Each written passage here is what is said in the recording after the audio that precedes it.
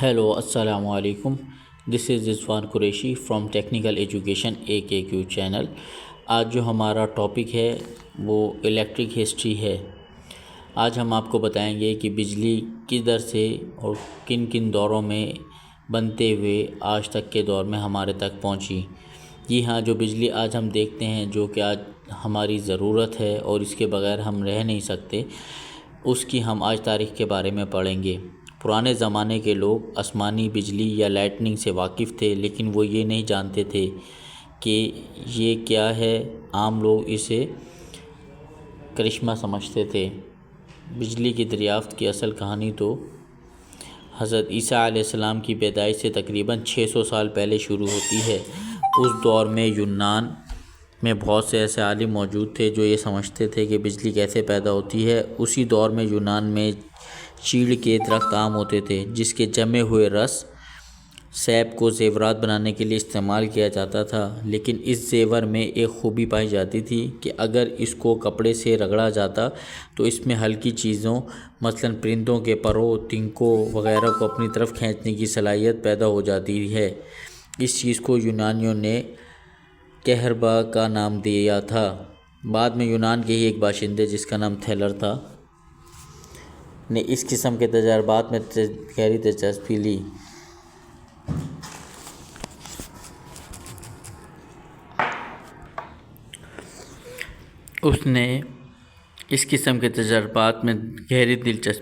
اسی نے آسمان پر بادلوں کی گرج اور اس سے پیدا ہونے والی چمک کا راز سمجھ لیا اور اس چمکنے والی پر اسرار قوت کو بجلی یعنی الیکٹرک کا نام دیا.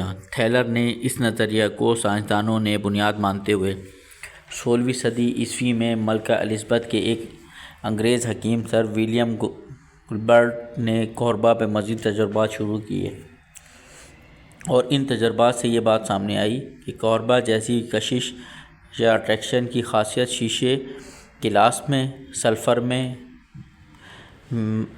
ابرک یعنی کہ میکا میں، ویکس میں اور ڈائمنڈ جیسی چیزوں میں بھی پائی جاتی ہے. اس کشش کی خاصیت کو اس نے برقی قوت کا نام دیا اور ان چیزوں کو جن میں کشش کی خاصیت پائی جاتی ہے الیکٹریکا کا نام دیا.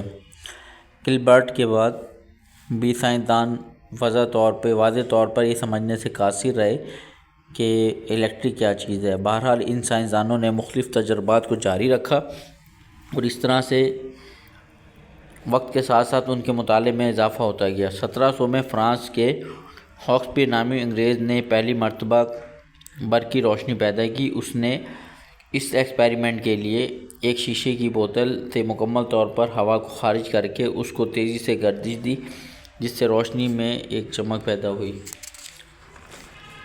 اس کے بعد ہالینڈ کے شہر لیڈن میں ایک شخص پیٹر دان مشن بروک نے شیشے کی بوتل کو اندر اور باہر دونوں طرف دھات کی پلیٹنگ چڑھا کر بوتلوں میں پانی کو بھر دیا، اور اس طرح سے دونوں دھاتوں کے درمیان بوتل کا شیشہ انسولیٹڈ ہو گیا. بعد میں اس بوتل کے اندر دھات کے ہینڈل والی سوراخ کو ڈال دیا. جب اس بوتل کو کسی برقی مشین سے رگڑا جاتا تھا تو اس کے اندر اتنی بجلی پیدا ہو جاتی تھی کہ اگر کوئی شخص اس ہینڈل کو ہاتھ لگاتا یا چھوتا تو اس سے ایک زبردست قسم کا شاک لگتا تھا.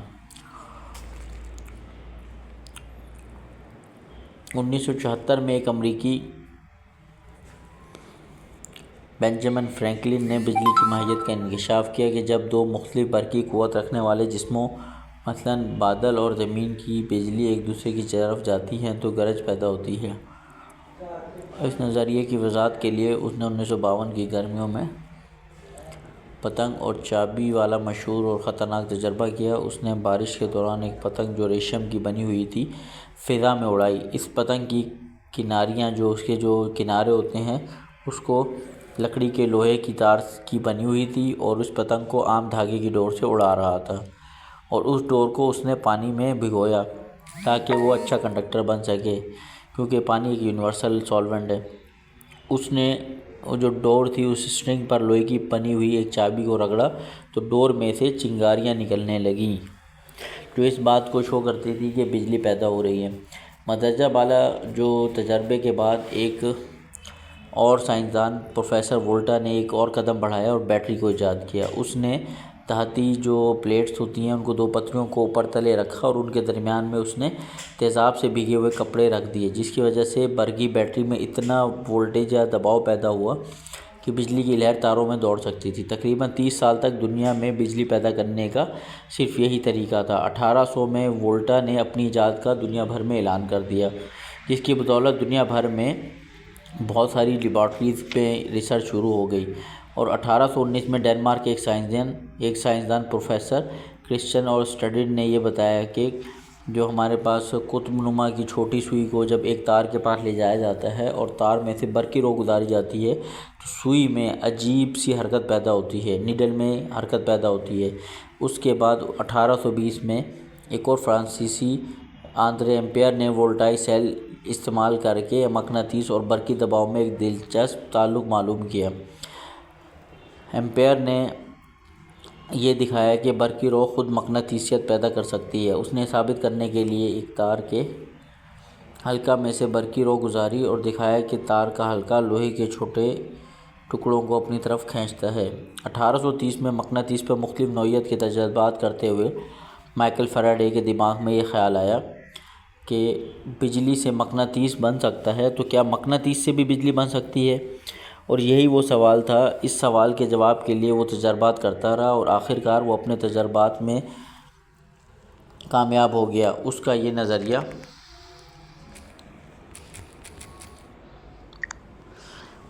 نظریہ بالکل درست ثابت ہوا، اور اس طرح اس نے یہ ثابت کر دیا کہ مقناطیس کو حرکت دے کر بجلی کی قوت پیدا کی جا سکتی ہے۔ اس کے انہی اصولوں پر بڑے بڑے جنریٹر کو بنایا گیا جو حرکت کی قوت استعمال کر کے بجلی کی قوت مہیا کرتے ہیں۔